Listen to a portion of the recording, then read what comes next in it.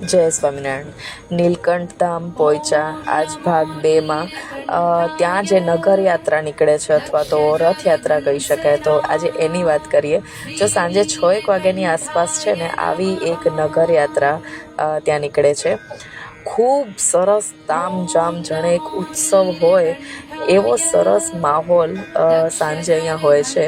તો આ શરૂઆત છે રથયાત્રાની, એટલે આખું જ કેમ્પસ એ ફરીને એમાં હાથી જે છે સૌથી આમ આકર્ષક હોય છે. બધા બાળકોને મોટા બધાને જોવું ખૂબ મજા આવે. આ કોઈ રાજા મૌલીની પિક્ચરનું પેલું સેટ નથી, પણ ખરેખર સરસ મજાની આવી મૂર્તિઓ, ખૂબ મોટા રથ, ખૂબ સરસ મજાનો શણગાર, સરસ મજાના કલરફુલ રથનું જે છે એ ડેકોરેશન, અને સરસ મજાના ભગવાન નીકળે રથયાત્રામાં તો જોવાનો એક ખૂબ અનેરો અવસર છે. એક સરસ મજાનો સંગીતમય આવી રથયાત્રા નીકળતી હોય, બાળકો વડીલો સરસ આમ જોડાય, ખૂબ મજાનું આ જોવાની એક અલગ જ લાવો છે. અને જો કેટલા મોટા રથ છે, આમ કોઈ મૂવીનું શૂટિંગ ચાલતું ને એવું લાગે. પણ અને અહીંયા જે આ નર્મદા ઘાટે જ્યાં એ મંદિર આવેલું છે ને બરાબર સામેના ઘાટે કુબેર કન્નાડીનું મંદિર છે. ત્યાં બોટ દ્વારા પણ જઈ શકાય છે. અત્યારે થોડું પાણી ઓછું છે.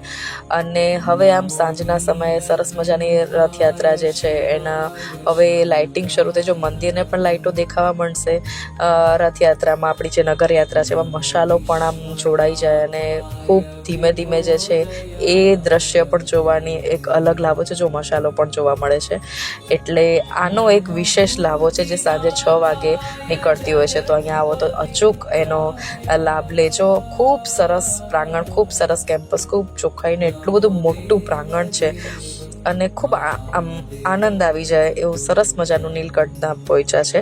ત્યાં રહેવાની પણ સરસ મજાની સગવડ છે, અને ખાવાની ભોજનાલય ખૂબ સરસ છે. જો આ એનું મેનુ છે, ખૂબ સાત્વિક અને સ્વચ્છ માહોલમાં ઘણા બધા કંઈક 11-12-13 સ્ટોલ્સ છે, અને દરેક સ્ટોલ પર વિવિધતાભર્યું મળે છે. અને ત્યાં ખાવા માટે પણ સરસ મજાનું એકદમ સ્વચ્છ મોટું કેમ્પસ છે. ત્યાં ઊભા રહીને બેસીને પણ જમી શકાય એવું છે.